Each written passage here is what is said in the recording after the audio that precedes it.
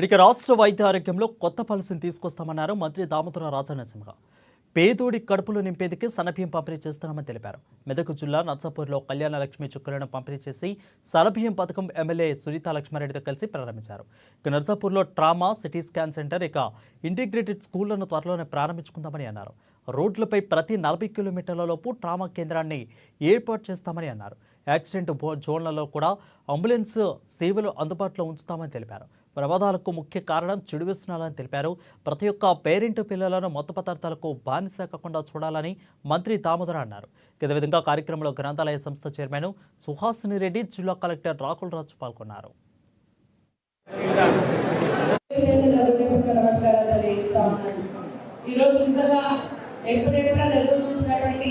కళ్యాణ లక్ష్మి చెక్కుల పంపిణీ కార్యక్రమం మరి రోజు పెట్టుకోవడం జరిగింది. చాలా సంతోషం అని చెప్పేసి కూడా తెలియజేస్తూ మన కళ్యాణ లక్ష్మి షాపింగ్ సంబంధించినటువంటి లబ్ధిదారులందరూ కూడా నా హృదయపూర్వక శుభాకాంక్షలు తెలియజేస్తా ఉన్నాను.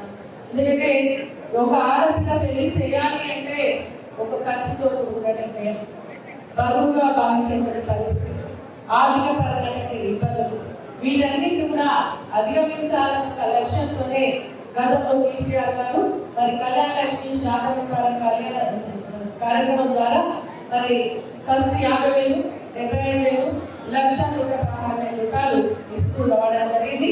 మరి అదేవిధంగా ఈ రోజు ఈ కళ్యాణ లక్ష్మి చెక్కులు కూడా మరి ఈ రోజు పంపిణీ చేసినటువంటి కార్యక్రమం మంత్రిగా చేతులుగా